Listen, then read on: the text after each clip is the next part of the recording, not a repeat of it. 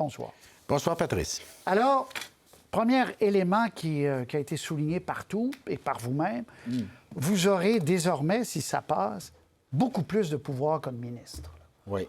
Vous devenez comme un Superman. D'ailleurs, vous avez cité Superman dans votre conférence de presse. Vous avez dit « à grand pouvoir, grande responsabilité ». C'est dans le film. J'ai dit ça? Ben, presque. Non, oui, mais j'ai dit ça, mais est-ce que Superman avait dit ça Oui, aussi? oui, dans le film, oh on dit boy, ça. OK, ben c'était pas l'idée. Mais c'est vrai. Et c'est parce que ce qui arrive actuellement, Patrice, c'est qu'à toutes les fois qu'il arrive une décision dans un centre de service, ça finit dans ma cour. Les oppositions me disent « qu'est-ce que vous attendez pour changer la décision, etc., etc. » Jusqu'à maintenant, j'ai résisté à ça. Parce que moi, je pense que les centres de service, ils sont imputables de leurs décisions. Puis s'ils prennent une décision en matière de service de garde ou de service éducatif, c'est à eux, au centre de service, donc aux directions générales, d'expliquer leurs décisions, d'en être imputables, de venir répondre à vos questions, etc., etc. Sauf que ça se pourrait à un moment donné qu'un jour, je sois vraiment en désaccord avec une décision et que je doive la renverser. Et oui, je me donne ce pouvoir-là. Je n'ai pas l'intention de l'utiliser a priori, mais ça se pourrait qu'un jour, et actuellement, je ne l'ai pas. Le seul pouvoir que j'ai, c'est la tutelle du centre de service. Je trouve ça un peu excessif. La question fondamentale, puis je vais vous la poser, c'est qu'est-ce que ça va changer dans les salles de classe? Oui. Mais juste pour qu'on comprenne ce que vous venez de dire, il y a 72 centres de services scolaires qui ont remplacé les commissions scolaires. Bingo. Et là, vous allez pouvoir, mais non seulement pouvoir, vous allez nommer les patrons de ces 72 centres Le gouvernement scolaires. va nommer, mais c'est moi qui vais recommander. Donc, c'est vous qui allez les Je choisir. vais recommander, ouais. Et une fois en place, vous allez décider s'il tourne à gauche puis il ne devait pas tourner à gauche. Vous allez dire, hop, tu devais tourner à droite. Ça ne va pas faire des gens paralysés de peur devant le pouvoir du ministre? Non, je pense pas. Parce qu'avec la nomination va venir aussi une entente de gestion et d'imputabilité. À chaque année, je vais conclure avec les directions générales des objectifs, des cibles à atteindre et donc une forme d'obligation de résultat. Puis ça ne sera pas de l'arbitraire, ça va être en fonction des orientations que le ministre aura données. Pour le moment, c'est moi. Et donc, moi, il y a quoi, là? C'est en janvier. J'ai dit mes priorités, le français, des projets éducatifs dans les écoles secondaires, des aides à la classe, de la formation professionnelle, une voie rapide pour les non légalement qualifiés qui ont un bac là, pour qu'ils puissent devenir brevets, enseignants et tout ça, efficacité. Et puis le dernier, c'était les infrastructures, les écoles. Mais en quoi vous aviez besoin de tous les pouvoirs directement, la mainmise sur ces 72 centres-là? Qu'est-ce que ça change? Bien, pour ce qui est de la gestion, moi, je pense que ça va faire en sorte qu'il va y avoir plus de cohérence puis qu'on va travailler tout le monde dans la même direction. J'ai 72 super gestionnaires. J'ai 72 premiers dirigeants. Et là, on va marcher en équipe, tout le monde dans la même direction. Ben oui, mais on va marcher droit de peur de déplaire au ministre. Ben non. L'idée, c'est qu'on se donne des objectifs communs puis qu'on s'assoit. Moi, je peux pas les faire atterrir dans les classes, Patrice. Je peux pas tout... J'ai 3000 écoles au Québec. Je décide des grandes orientations, puis à un moment donné, il faut faire atterrir ça dans les classes. Il faut s'assurer que les orientations soient mises en place, puis que donc il y a une cohérence puis un objectif commun.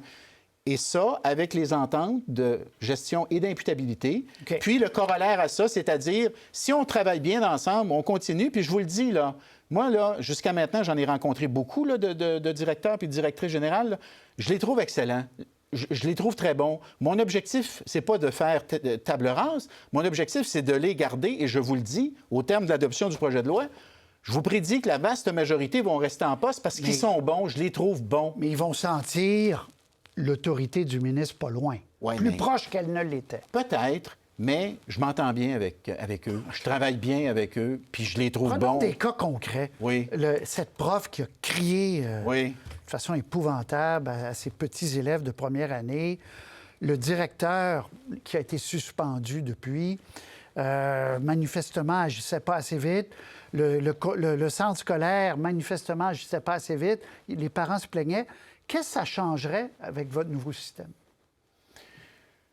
Bien, écoutez, actuellement, nous autres, on s'est mis en lien avec le centre de service et puis on leur a demandé un topo de la situation. Puis là, actuellement, il y a une enquête en cours. Moi, j'ai déclenché une enquête, en plus des enquêtes policières notamment qui étaient déjà déclenchées. Alors, c'est sûr, Patrice, que j'attends les conclusions de mes enquêteurs. Si je me rends compte, puis là, il faut que je fasse très attention, mais si je me rends compte qu'effectivement, il y a des gestes qui auraient dû être posés, des décisions qui auraient dû être prises, qui ne l'ont pas été, bien, à un moment donné, ça se peut que la confiance soit remise en question, qu'il y ait des... Alors, Vous dites, vous les aimez beaucoup, les 72, mais peut-être celle-là ou celui-là, vous je l'aimeriez moins. Je ne veux pas aller là parce que je n'ai pas vu encore les conclusions de l'enquête. Mais c'est sûr qu'il doit y avoir édition de compte, Patrice. À un moment donné, moi, je ne me suis pas gêné pour le dire. Puis encore une fois, les DG commencent à me connaître, là. Moi, je leur dis, dans la loi, vous êtes les porte-parole de vos centres de services et vous devez prendre la parole. Moi, mon expérience avec les commissions scolaires puis les centres de services depuis, quand j'étais encore dans le monde des médias, c'est qu'ils ne sortaient pas. Puis moi, je leur dis au DG, vous devez sortir, ça fait partie de votre job. Puis, allez rendre compte de vos décisions. Donc, ils vont, si votre réforme passe, ils vont davantage sortir. C'est certainement l'objectif. Ils vont davantage se sentir appuyés par le ministre. Et est-ce qu'ils vont se permettre de faire des choses dans leur région originales, sans se faire dire, tu n'as pas le droit de faire ça, c'est pas... Non, mais au contraire. Moi, jusqu'à maintenant, là, je les ai appuyés dans leur réforme. J'ai fait une erreur, c'est sur le pays des Bleuets. Mon information n'était pas exacte. Vous aviez critiqué... Voilà, puis finalement, j'avais pas raison de critiquer. Bon, puis j'ai fait mon mea culpa. Mais depuis, il y a eu plusieurs décisions qui ont été prises par les centres de services et je me fais critiquer par les oppositions qui disent « interviens ». Et je dis « attends un peu, là. On ne va pas tout gérer à partir du 16e étage de l'édifice G. À un moment donné, il faut aussi que je leur laisse leur autonomie et que je les laisse prendre leurs responsabilités. Alors, dans la salle de classe, Bernard Drinville, votre réforme passe 3 mois après, 6 mois après, 1 an après. En quoi ça améliore le projet éducatif? Les données, Patrice.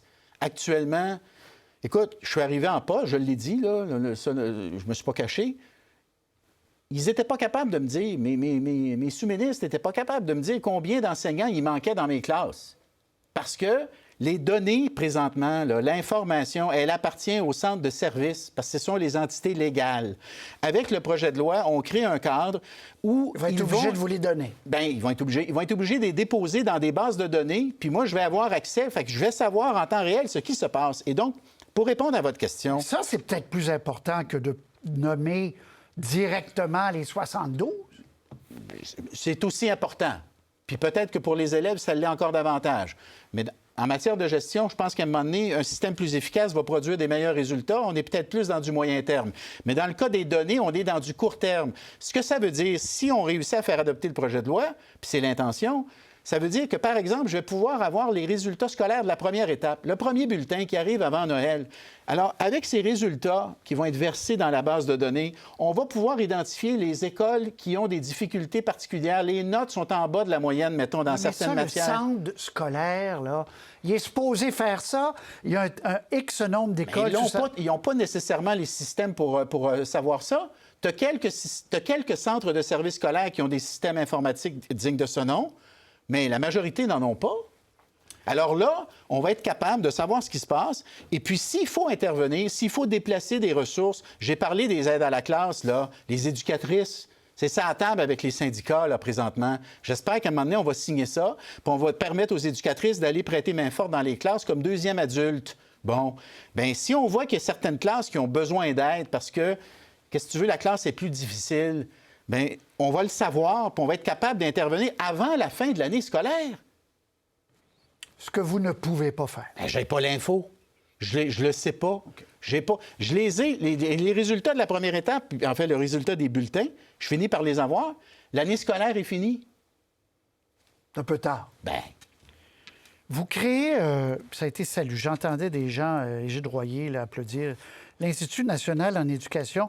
Il y a déjà le Conseil supérieur de l'éducation. Alors, vous coupez ça en deux, vous dites le primaire, secondaire, ça va être un nouvel institut. Le primaire, ça va être plus compliqué ou plus simple? Ça va être plus simple. Parce que là, l'Institut d'excellence, l'Institut national d'excellence en éducation est créé. Moi, ce que je prends les fonctions du Conseil supérieur de l'éducation, je les transfère dans l'Institut.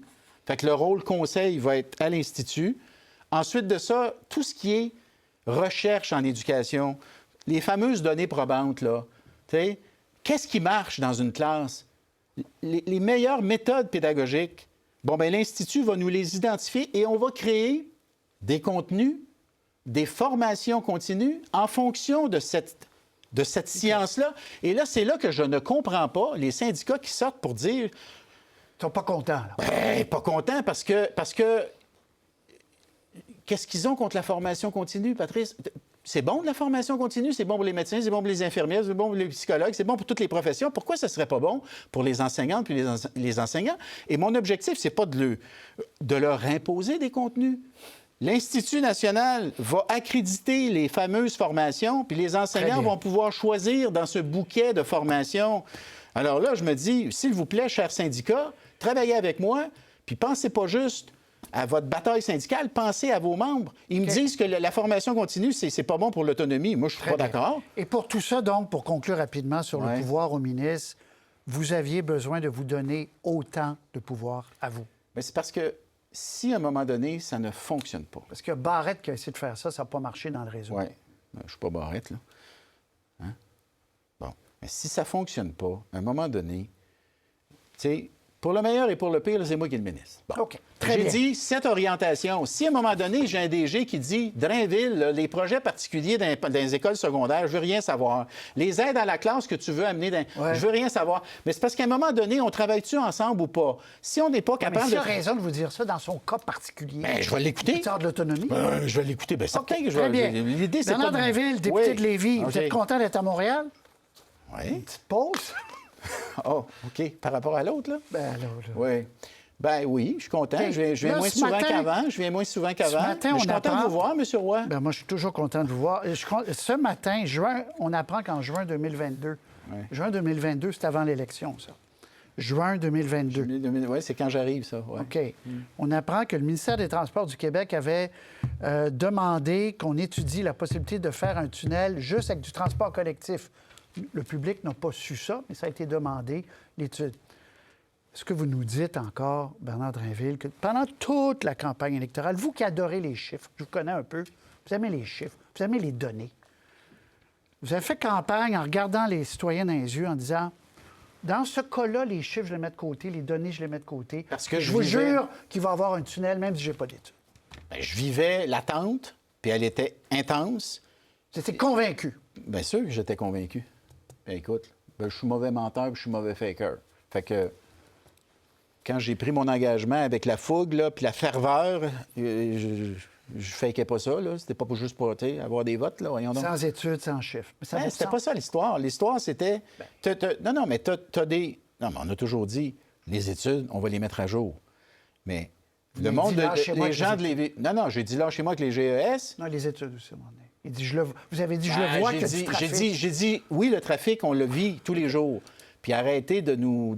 Alors, l'erreur que j'ai faite, puis ça nous arrive des fois, c'est que moi, j'ai pensé que le trafic que nous vivions pendant la campagne, l'été passé, c'était le trafic qu'on allait vivre pour le reste...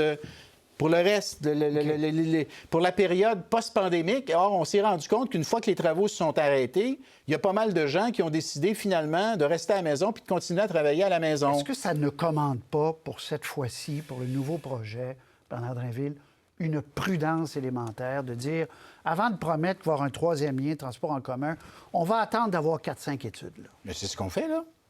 Non, mais il n'y a pas de coût. Non, vous le promettez, vous dites que ça va arriver. Vous avez même dit On a un projet que ça sur soit la... en construction avant on la a fin un du projet mandat. sur la table. On a un projet sur la table. Puis là, ce qu'on est en train de faire, c'est qu'on est en train d'étudier le mode. On est en train de regarder le tracé. Et le mode et le tracé vont très certainement influencer le coût, la facture. Ou la faisabilité. Bien, voyons, Patrice... Ou la faisabilité. Ben, peut-être la faisabilité si on se rend compte qu'on n'est pas capable de creuser sous le fleuve, là. Mais t'as peu, là. Pourquoi est-ce que le transport collectif, ce serait bon pour toute la planète, sauf la région de Québec? La région de Québec puis Lévis, eux autres, là, le transport collectif... Ah non, mais c'est ça peut être aussi bon. le débat, là. Non. Le débat, c'est aussi... Il y avait un projet de pont vers l'île d'Orléans. Ouais. Tu n'as pas relié la 20 et la 40 plus à l'est, pourquoi pas? Passer Il y a par-dessus- d'autres projets. passer par-dessus OK, l'île d'Orléans, les dernière gens de l'île question. d'Orléans veulent rien savoir. Mais je répète... Ben non, mais ils l'ont dit. Mais je répète, le transport collectif efficace, il y a de l'argent à Ottawa, là, qui est bon pour les autres agglomérations Des urbaines. usagers. Les gens de Lévis n'ont pas le goût. Les gens de votre coin, en ce moment, ils n'ont pas le goût. Pour le moment, c'est vrai, Mais à un moment donné, un bon transport collectif qui fait qu'au lieu de passer ton temps dans le trafic, tu passes sur le fleuve, puis c'est rapide, puis c'est confortable. Pourquoi on serait les seuls sur la planète à ne pas aimer ça, se promener dans un transport collectif confortable, puis agréable, puis pour lequel on verra. on a payé des taxes et des impôts? Peut-être pas de début de construction d'ici la fin. Je n'ai pas dit ça. Duhem a dit ça. J'ai pas dit ça. J'ai dit ce que j'espère, c'est qu'en 2026, j'espère arriver devant les électeurs de Lévis, puis les gens de Chaudière, puis de Capitale, avec un projet qui est en cours de réalisation, de quelque chose de concret qui va prouver qu'on était sérieux. Puis ils décideront s'ils en veulent ou s'ils en veulent pas. Pour le moment, ils en veulent pas. Je suis d'accord avec vous. Mais peut-être que quand ils vont... Peut-être que quand ils dois y aller parce que le reste de l'émission... Ils vous chicanent dans vos oreilles, là. Non, pas du tout, mais ils vont commencer. On va suivre cette réforme en éducation. Ça touche suivez-la. Beaucoup. Je suis bien intentionné, puis je veux que ça marche. Puis ça va être bon, je pense, pour les élèves. Ultimement, c'est les élèves qu'il faut aider. À la prochaine. Merci Bernard. À la prochaine. Salut.